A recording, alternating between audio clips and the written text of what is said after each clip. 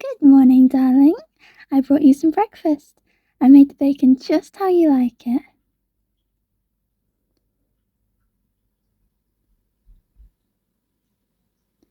Well, you're in my house, of course.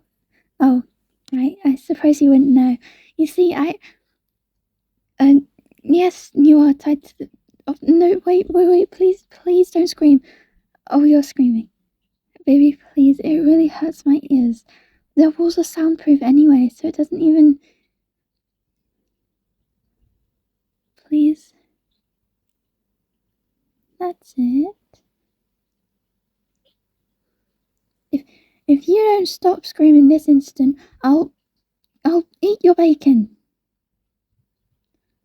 Yeah, that's right, no bacon for you. Well, that works.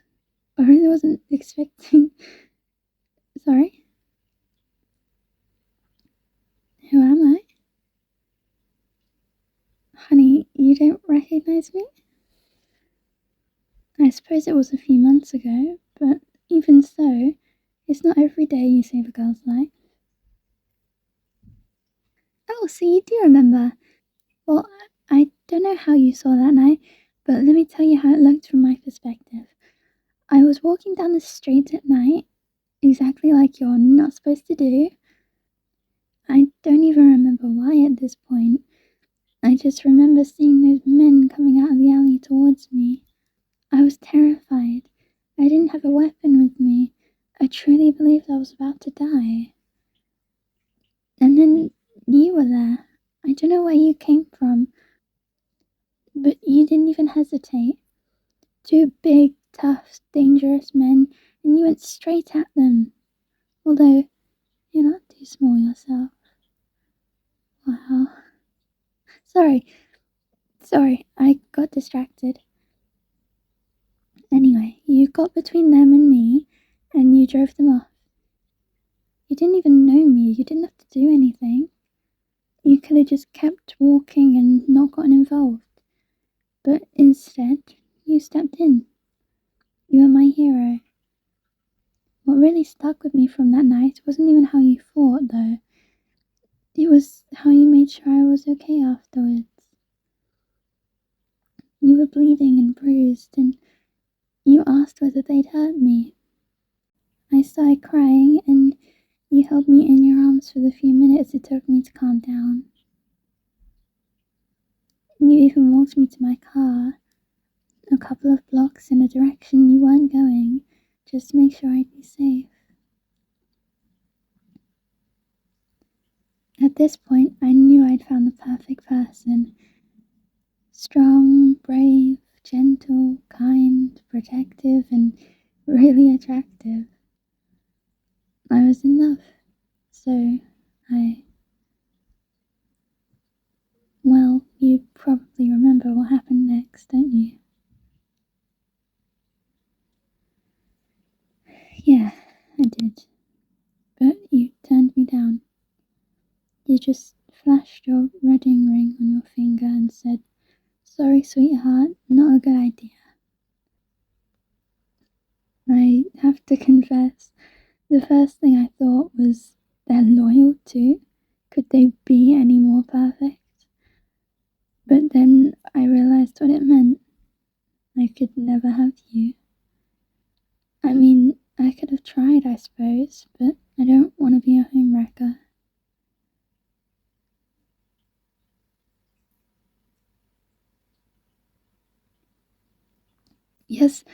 Yes, I know I kidnapped you, but that isn't why.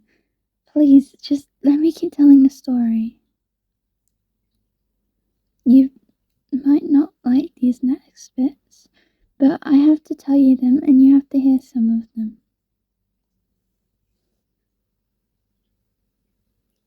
You'll know what it means when we get there. So, after that night, I knew I had to see you again. Obviously, we were never going to be together, but you'd protected me when I was in danger. I had to make sure you were safe and that nothing could hurt you. I also wanted to see what kind of person would be amazing enough for you to marry. I wondered how much more beautiful than me they must be, how much less shy, how much taller, how much caviar. Don't say that. I know full well I'm no one's type. I'm too quiet and too short, and my chest... Alright, please stop complimenting me. I'm trying to tell a story. Yes, it really does feel nice to hear that from you, though. Anyway, I found you on the internet. You made it harder than most, but sure enough, all your information was there. Name, age, marital status, home address. The internet's kind of a terrifying place. Oh, and don't worry, I made it much harder for anyone to find your data in the future. You're welcome. Well, I wouldn't call it stalking. I was just trying to keep you safe. But I suppose I did follow you around some and watch you when you didn't know about it. Huh? What? No, I'd never. That would be wrong. Although, seeing you like that, wow. No, I never spied on you anytime you were being private. Just when you were going out and when you were at work. And sometimes when you were in your house with your spouse. Well, that rhymed. I really don't want to use that word for that poisonous bitch, though. Oh yes, I will call them that. And you can't deny who they really are. I saw it. You had to live through it. Every time you tried to confront them on anything, they'd twist the situation and make you feel like you were the bad guy. No, it wasn't okay. They were abusing you. Everything they did, they hit you all the time. Always where it wouldn't leave a mark. They never did anything to help you. With money or with housework. Every time you tried to confront them on anything, they twist the situation, make you feel like you were the bad guy. I saw the time you said you wanted a divorce. That walking fecal contamination had the audacity to threaten to accuse you of abuse. You, the abused one. You had no choice but to stay with her. Well, I couldn't let that stand. You'd saved me, so it was my turn to save you. I'm only sorry it took so long, baby. I had a lot of things to prepare, and I knew I couldn't cut corners for you. Even if it meant you were with that monster for a little longer. Yes, and now you are tied to my bed. What? No! How could this possibly make me as bad as them? I would never hurt you.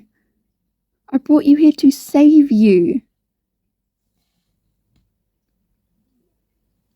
Well, no, I suppose I didn't ask for consent, but... No, you're right. There are no buts there. What I did was wrong, but I wouldn't take it back. You're here now, and here you're safe. They'll never hurt you again. Nothing will.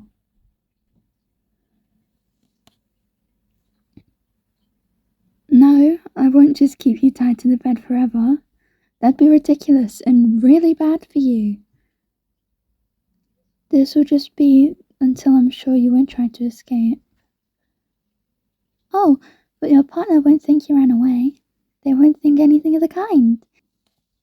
They're not really thinking much anymore, if they ever did. Of course! They knowingly hurt the most wonderful, kind, perfect person I've ever met, and you think I'd just allow them to live? You know, when you say that, you don't sound very sad. You know they deserved this, and you know your life will be better without them, even if you'd never admit it to yourself. Fair question. I suppose kidnapping you doesn't really count as protecting you from them if they can't hurt you anyway. But I figured that if she mysteriously disappeared, it would look way too much like you had something to do with it. If you both mysteriously disappeared, however, then you both mysteriously disappeared, and neither of you can be to blame. The one drawback is now you can't leave. Ever. If someone were to recognize you, then you could be arrested. And I can't let that happen. Yes, I know it's not the ideal situation. But will living with me really be so bad? I'll never be anything but loving. I'll never try to control you, aside from, making sure you stay in the house. Your friends, your family, your friends laughed when you tried to tell them what your spouse was doing. They aren't your friends. And you haven't spoken to your family in years. Yes, you are a person who values their autonomy. I know, and I'd never try to take that away from you. I won't ever force you to do something. And I also know how important it is to you to be a provider, to be the person taking care of everyone. I won't be leaving the house either unless I have to. We can order anything we need online and be safe together. Look, I know this isn't what you wanted, but I love you. And I want to make the rest of your life as happy as possible. To make up for everything terrible you had to deal with. I've tried so hard to make this place perfect for you. All those fantasy books you love, I bought them to have here, and I read most of them so you can have someone to talk to about them. I did the same with a lot of your favourite shows. And may I just say, you have impeccable taste in media. The books you like are so well written, and I'm going on a tangent.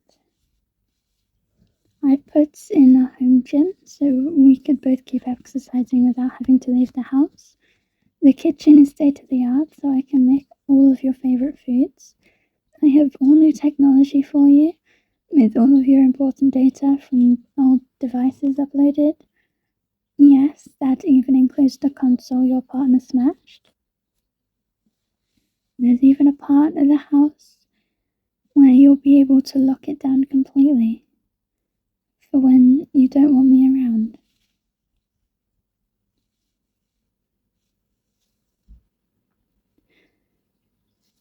I know I can't be your type, no matter what you said earlier, and I know I'm not good enough for you, but please, won't you accept me? I only want you to be safe and happy.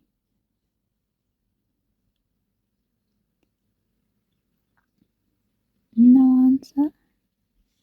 Then I'm sorry. I never should have. You will? You'll stay? You're willing to stay with me? Even though no, damn it, don't give them reasons to leave. Oh my god, you've made me so happy.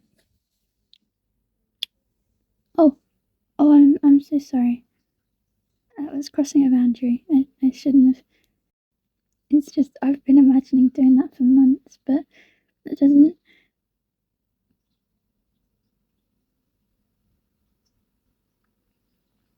You're okay with it? But, well, maybe we shouldn't yet. It probably wouldn't be appropriate.